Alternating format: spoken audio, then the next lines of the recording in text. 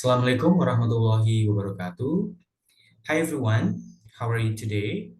Welcome to the first session of the online tutorial at Universitas Terbuka.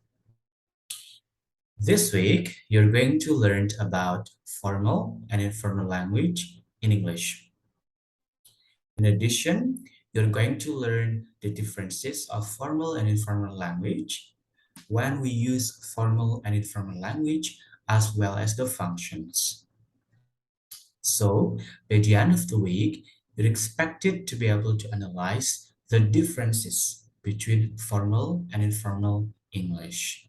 Okay, please study the materials and enrichment links below, and afterward, please participate in discussion forum 1.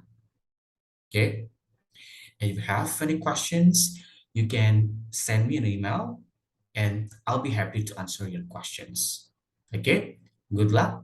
Wassalamualaikum warahmatullahi wabarakatuh.